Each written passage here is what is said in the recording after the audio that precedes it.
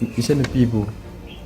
मसाना मोइने यादब मोंग चंगजली हाइदुना पुलिसना फाबा पुनबो तौदुना हौजिक कोर्ट की हेलो इचना मैम बना होसना तबी ngomna taramna krumjari ado ngasigi video sina kari video la habda aina facebook ta phangna video ne ba ko jamna nuai ta ba haigada kai no khangde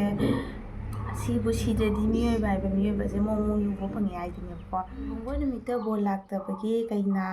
na bor mayumda chensinkhare हायबको अदुगी भिडियोदो हापचरगे लोइबो फावो यिंगमिनसि अखोय Thoubal निंगोमबमदगिनि आइगी इचेनबिगी Ming ओकम सुनिबला कवि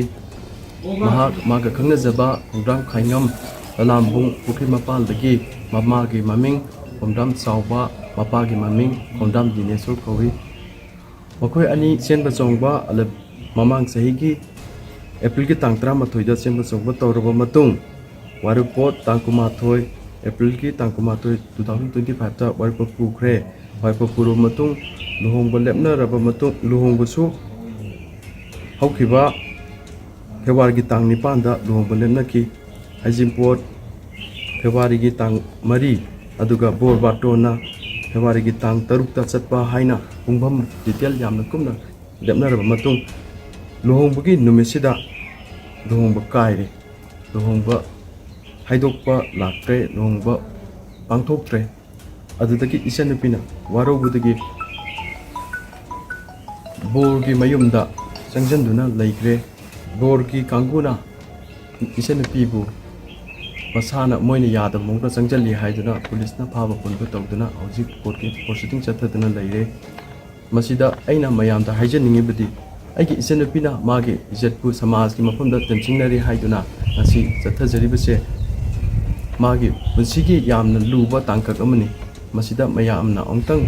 मतंग पांगबिदुना मागी पुंसिगी लुहोंबा मागी पुंसिगी मखा ताबा होंफम सिंगसिदा अमुक्तंग अफबा याफबा पिनबियु ओंतंग बिगिंग चंगबियु अन हाइजरि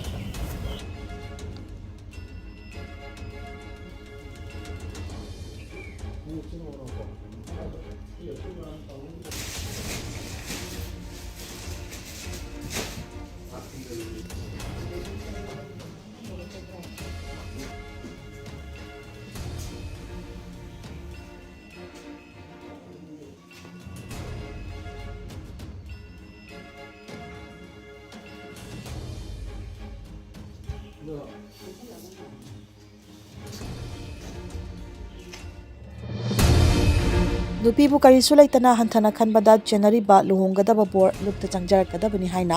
आइनु थिंख्रबा लालौलुप KCP PWG MC unification गे PRO चिंखैंगानबना media दा थादोरकपा Chirol अमना खंगलकली Chirol अदुना मखा तारिबदी कंगलैपाकि चनबिबु करिसु लैतबा मवोंगदा नुपीबु अमदी नुपी खुनाइबु करिसु लैतना हंथना खनबदा चेनरिबा लुहोंगनबा थौरांग लोइरगा केना ओइगदौरिबि नुपी मयुमदा चटखिद्राबा Imphal waste district की ललामुंग मखोंग Pukhri मपालदगी bore खाइंगम खोमड्राम अपोक्पा के हाइस दिनेश्वर ngasiदगी निमित मंगानी फाउबकी मनुंगदा केसीपी पीडब्ल्यूजी दा चंगजरकदबने बोरगी ममा मपा इमुंग मनुंगनसु बोर ओइगदौरिबा खाइंगम खोमड्रामबु लुपकी अकनबा अहकपा चैराक फंगद्रिंगेदा लुपता चंगजरकपदा मतेंग पांगदबने केसीपी पीडब्ल्यूजी ना कंगलेपागसिगी नुपी खुनाइबु हेना वांगबा थाकता पुखनबा होनरिंगै चैरक असिदा मसिगुम्बा खुनाइबु चरांगनबा थौदोक थोकनबा सिनबदा होनरिबा लुप असिना तराइना लौदे असिगुम्बा नुपी खुनाइबु हंथना करिसु लैतना खनबा थौदोक असे मतम जाना सेमहौदबा सेमदोकहौदबा तंगाई फदबा लै मसा मसाना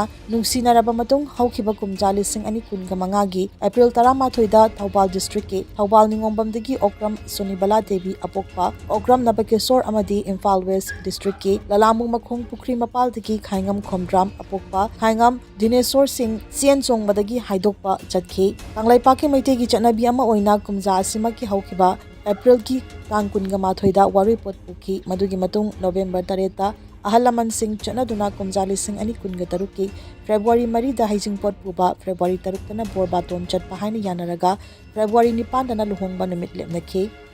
बोर कैना अनी की इमुंग मनुंग अहल लमन सिंह यानदुना मतम लेपनरबा मतुंग मियामदा बाटोन चतुना कैनागी अवोक अवन तमननबा पोचे कयासु सेल चंगना सिन लांगबसु लोइनरगा लुहोंगबा निमित ngainiki अदुबु लुहोंगबा निमित हाइबदी चही असिगी हौकिबा फेब्रुआरी की तांग 9 दा बोर लाक्तबदगी लुहोंगबा काइकी हाइबसी नुपीबु करिसु लैतना खनबा तौहैदबा थबकनी थौदोक असिदी ꯂꯨꯍꯣꯡꯒꯗꯧꯔꯤꯕ ꯀꯩꯅꯥ ꯈꯛ ꯅꯠꯇꯅ ꯅꯨꯄꯤ ꯈꯨꯟꯅꯥꯏ ꯑꯍꯜ ꯂꯃꯟ ꯏꯃꯨꯡ ꯃꯅꯨꯡꯕꯨꯁꯨ ꯎꯁꯤꯠꯇꯕ ꯑꯃꯗꯤ ꯏꯀꯥꯏꯕ ꯄꯤꯕꯅꯤ꯫ ꯃꯁꯤꯒꯨꯝꯕ ꯈꯨꯟꯅꯥꯏꯕꯨ ꯐꯠꯇꯕꯗ ꯆꯤꯡꯊꯔꯤꯕ ꯃꯤꯑꯣꯏꯁꯤꯡ ꯑꯁꯤ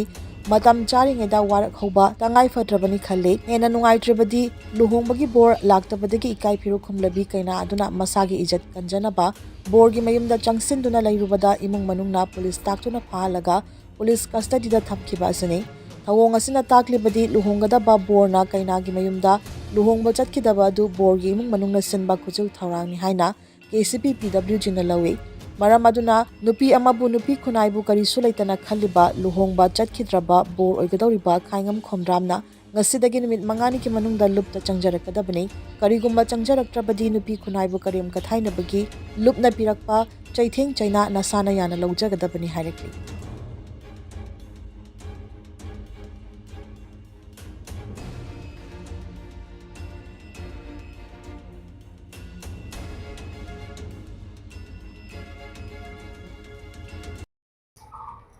ꯁꯤꯅꯤ ꯃꯌꯥꯝ ꯃꯤꯑꯣꯏꯕ ꯍꯥꯏꯕ ꯃꯤꯑꯣꯏꯕꯁꯦꯀꯣ ꯃꯑꯣꯡ ꯎꯕ ꯐꯪꯉꯤ ꯃꯑꯣꯡ ꯇꯥꯕ ꯐꯪꯉꯤ꯫ ꯑꯗꯣ ꯑꯩꯒꯤ ꯚꯤꯗꯤꯑꯣꯁꯦ ꯌꯥꯝꯅ ꯁꯥꯡꯅꯗꯤ ꯂꯧꯔꯔꯣꯏꯒꯦ, ꯃꯇꯥꯡ ꯑꯁꯤꯗ ꯑꯗꯨꯝ ꯂꯣꯏꯁꯤꯟꯖꯔꯒꯦ꯫ ꯃꯊꯪꯒꯤ ꯚꯤꯗꯤꯑꯣꯗ ꯑꯃꯨꯛ ꯊꯦꯡꯅꯔꯁꯤ꯫